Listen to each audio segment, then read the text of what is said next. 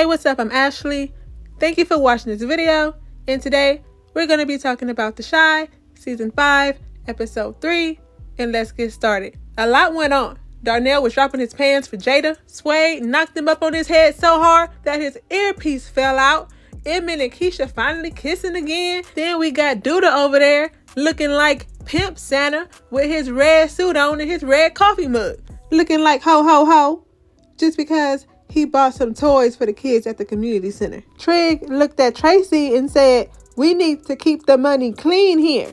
Duda said, "We clean the money. Don't be bringing that over here." And you already know Tracy is on her married man's side, talking about let's just be thankful for our blessings. So Trig went along with it. He thanked Duda, and then Duda asked him if he thought about what they discussed. And Trig was like, "Nah, not yet." Duda said, "Well, you better get to thinking because we got a meeting about it in a few hours." You know, about that whole having a fake girlfriend thing and running for city council. But when that conversation was done, Tracy and Duda was getting in a little dirty talk by the Christmas tree. Tracy said, "I hope you don't think you're going to get some just because you bought these gifts." And Duda said, wait a minute. I don't have to buy you things to get that." I laughed so hard.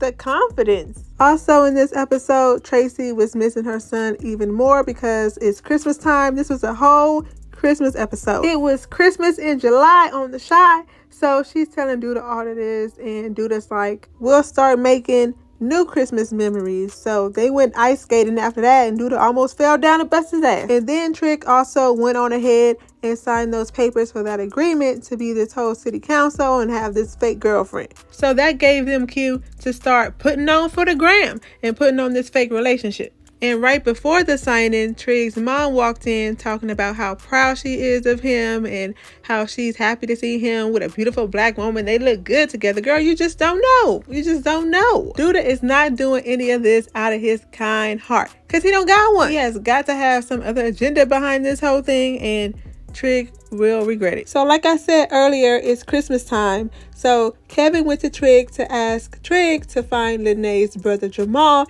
because he wants that to be his Christmas present to Lene. After some hesitation, Trig agreed to it. So now it's Christmas Day and it's a ring-a-ding-ding at the door. So Lene's like, "Who is that?" Kevin's like, "Well, you know, it's your Christmas present. I asked Trig to find your brother." First of all, you don't do that until you absolutely sure. Getting people's hopes up like that because Jamal wasn't at the door. Jamal is locked up on a murder charge. That's what Trig said. So now Lene's sad and want to cry on Christmas Day. Kevin is mad. He angry, upset. And this all could have been avoided if Kevin would have just kept his mouth closed and waited until the door was actually open to see who was actually behind the door. But now, anyway, Kevin still has a crush on this girl that doesn't talk. She sent him a cute little Valentine's on the computer talking about, "I'm over the moon for you. Are you, girl? Are you?" They don't really look like they be vibing, but Kevin looked like he in love, though. So they went out on this little date, and it was like pulling strings. Kevin was trying to keep a conversation going, but the girl just wouldn't keep it going. Eventually, he gifted her this book, and she said she loved it. He asked her if she would want to hang out during Christmas break, and she said, "Yeah, but I have to ask my grandma." So we're gonna see where this go. And then we have Jake and Trig's mama trying to do the right thing. She made them a Christmas breakfast. She looks clean. I hope she keeps this up and don't get her son's hopes up. I hope she don't break Jake's heart. As a Christmas gift, Jake had this picture framed and gave it to his mama. I hope she don't get back on them drugs and try to sell that picture frame for a little piece of change. But Shad's girl came by the house and gave him his Christmas gift. Shad said he gonna be sharp like Steve Harvey now. And Shad's gift to her was a mixtape. He made her a mixtape from the radio. She said, "This is the most romantic gift I've ever been gifted." I'm like, girl, who been giving you gifts? Y'all think that's romantic? Let me know, because it's not romantic to me. It's unique. Don't be giving me no cassette tape without a radio. You bring me a radio too. Then I could get down with that. Bring me a radio too. He didn't even have a radio prepared. Trig had to bring her out a radio. And after all of that, they sat down and ate breakfast. So Papa is still out here trying to apologize for the antics he put on at that basketball show. He's trying to apologize on IG Live. And he ended up dropping all the chicken in the bread rolls. How you gonna drop the bread rolls in the chicken?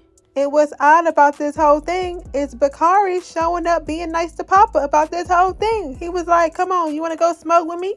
Papa said, yeah. So when they got outside, Bakari's talking about, why do you care about what people think? Stop thinking about what people think. Gave him some good advice. And I'm like, why is he being so nice? Is he about to die? Do y'all think Bakari's end is near? Let me know what y'all think. And then Tiff still over here with the audacity. Emmett asked her to come over to his house for Christmas. And she said, yeah, if I can bring my man. Emmett said, I thought he was just your supplier. When did he become your man? He wasn't going for none of that, but eventually he gave in like a simp. Since he was having Christmas at his house, he was going to have all his kids there. He needed to get things done, get the gifts ready. And who helped him with all of that? Keisha did. She came over. She grabbed up that baby. Went over to Emmett's house, helped him wrap up those gifts, got the kids together. I said, that's right. They were just talking, putting together bikes and whatnot, and they were giving each other that look. They was looking at each other, and then eventually, finally, they started kissing. It wasn't no long kiss, but it was a kiss. I'll take it. And after that, Keisha called her and her son an Uber. Emmett's like, nah, I'll take y'all home. And Keisha's like, no, you're going to have to wake up your kids to take me home with my son. Nah, it's okay. I'll take an Uber. And while she was in that Uber, she was cheesing the whole way home. I just wonder how all this is going to play out with Tiff. Keisha did ask her, how are you going to feel if Emmett brings a new girl around? She said she didn't care, but she lying. She knows she going to care because when she came over to the house and brought Rob with her, the audacity. She saw how good everything looked in the house, and she was like, did you do all this by yourself? Emmett said, I had help, and the look on her face looked like she was a little shocked, like she could be a little jealous or something. But earlier that morning, Tiff wasn't happy with the Christmas gifts that Rob gave her. She told him that they were too fancy. She likes gifts that means something. So are you going to take the gifts or not? Because I'll take it.